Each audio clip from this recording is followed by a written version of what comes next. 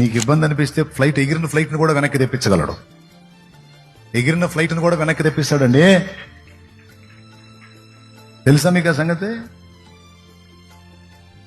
విమానాశ్రయంలో ఒక దైవజనుడు కూర్చున్నాడు. ఫ్లైట్ పోయింది, ఆయన వెళ్ళాల్సిన బండి. పాపం టికెట్ డబ్బులు పెట్టి కొనుక్కున్నాడు ఆ ప్రాంతానికి వెళ్ళాలని.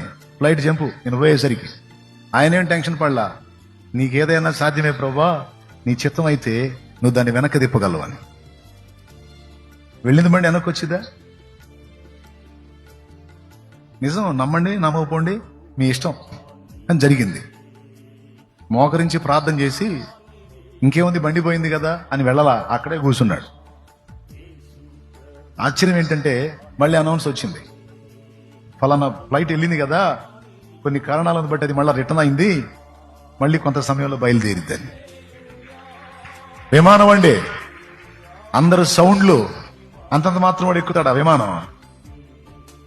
అది కూడా వేరే దేశం వెళ్ళాలంటే చాలా ఖరీదు. మరి పోయిన బండి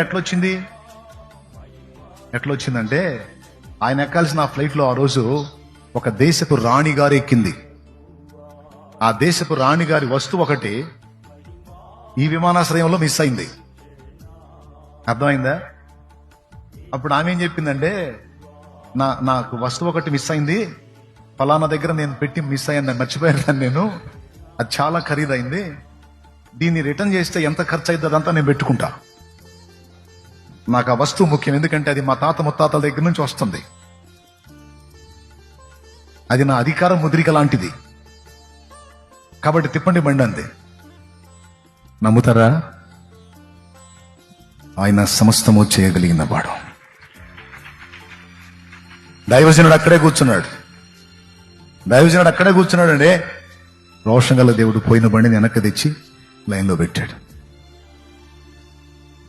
ఇప్పుడు చెప్పండి, రాణిగారు వస్తువు ఎందుకు పోయింది? అసలైనా రాణిగారు ఆ రోజు ఎందుకు ఎక్కింది?